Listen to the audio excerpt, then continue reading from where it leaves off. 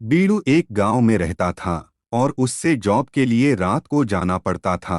लेकिन रास्ते में घना जंगल पड़ता था जहां एक लड़की की बुरी आत्मा रहती थी, जो जंगल से जाने वाले लोगों को डराया करती थी, जिससे लोग वहां से जा नहीं पाते थे। लेकिन बीड़ू का जॉब के लिए जाना जरूरी था। एक दिन बीड़ू जब रात को जंगल के रास्ते में पहुंचा तो अचानक से वो लड़की की आत्मा उसके सामने आ गई, जिससे बीड़ू बहुत डर गया। बीड़ू ने हिम्मत करके उससे पूछा कि तुम क्यों यहाँ से किसी को जाने नहीं देती, ऐसा क्या हुआ था तुम्हारे साथ?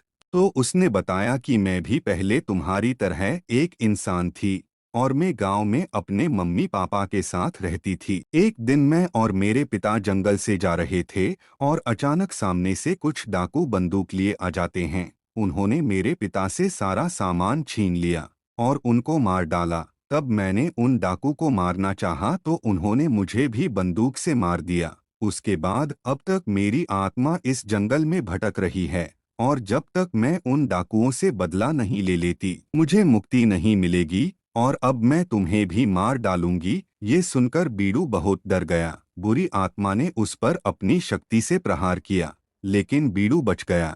तभी बीड़ू जोर से चिल्लाया और कहा कि मैं तेरी मदद कर सकता हूँ।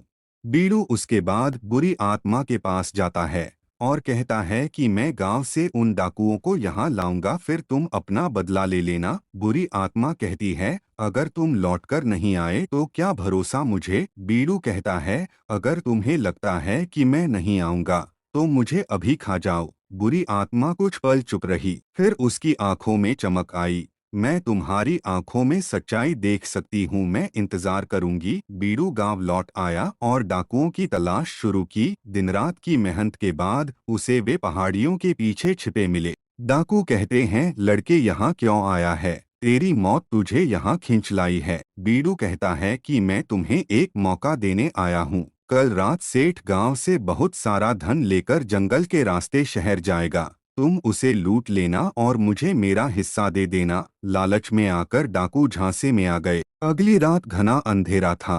डाकू हथियार लेकर जंगल में पहुंचे। जैसे ही वे बीच जंगल में पहुंचे, हवा सर्द और भारी हो गई। पेड़ खुद कांपने लगे और तभी वह आत्मा प्रकट हुई। उसकी आंखों में वर्षों का गुस्सा था। डाकू घबराकर पीछे हटे पर देर हो चुकी थी। बुरी आत्मा कहती है, तुम्हें याद है किसे मारा था तुमने? अब तुम्हारी बारी है। एक भयानक शक्ति के साथ आत्मा ने हमला किया। डाकू चिल्लाते रह गए पर कोई नहीं बच पाया। बीड़ू यह सब दूर से देख रहा था। बदला पूरा होते ही वह आत्मा के पास गया। बीड़ू कहता है, अब तुम्हें शांति मिल गई। आत्मा ने मुस्कुराकर कहा, तुमने मुझे मुक्त किया बीड़ू, धन्यवाद। और वह धीरे धीरे हवा में विलीन हो गई। बीड़ू ने भगवान का धन्यवाद किया, आसमान की ओर देखा और अपने गांव की ओर चल पड़ा, अपने दिल में संतोष और सुकून लिए।